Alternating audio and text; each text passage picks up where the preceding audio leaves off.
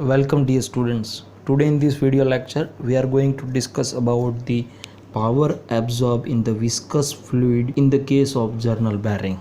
So students, before starting the derivations of power absorbed in the viscous fluid flow, let me first understand about the journal bearings. So here I am going to plot both the views of journal bearing. So let we consider one shaft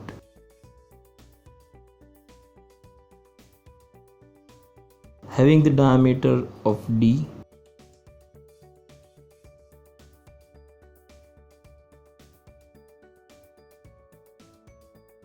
Now we apply some layer of viscous fluids around the shaft.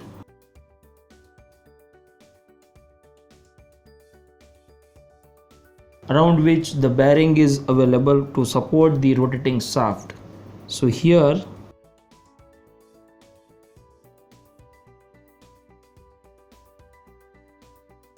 now we write the name of the various part. So this is the shaft. Here there is a lubrications having a thickness of the T, means T is the distance between this shaft and the bearing.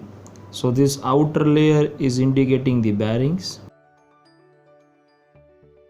Length of this bearing is we take as capital L.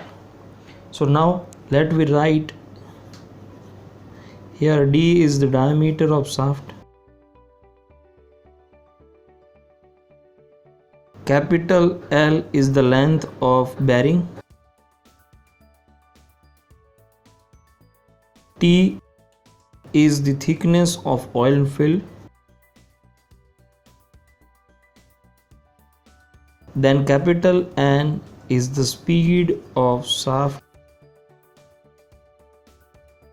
in the unit of RPM.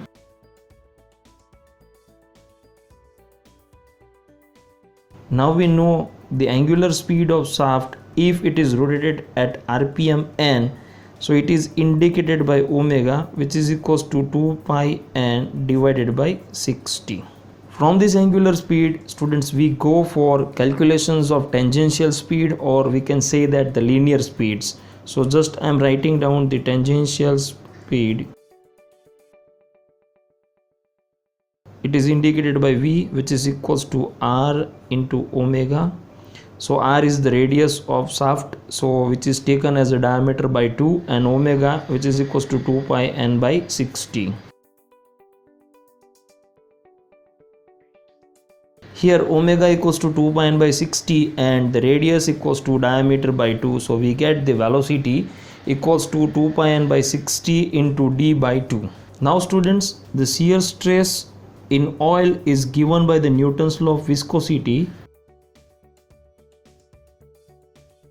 So we use the formula of Newton's law of viscosity, tau equals to mu into del u by del y. Here we take the T as a distance between the shaft and bearing, and which is very small. So just I am writing down T is very small. So we assume there is a linear profile or linear distributions of velocity. So we get du by dy equals to v minus 0 divided by the distance, that is the t. So finally we get du by dy equals to v divided by t, and we know that v equals to pi dn by 60.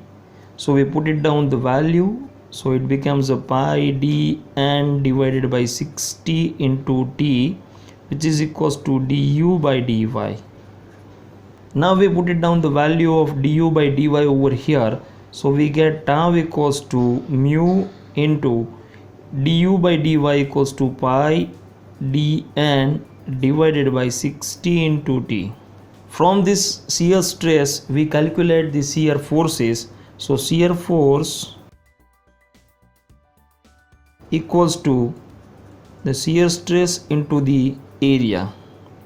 So we get shear force F equals to the mu pi dn by 60 into t into area of this oil film, which is equals to pi d into L.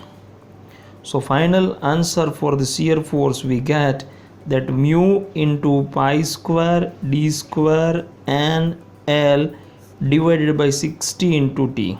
Now students, we go to calculate the torque required to overcome this viscous resistance.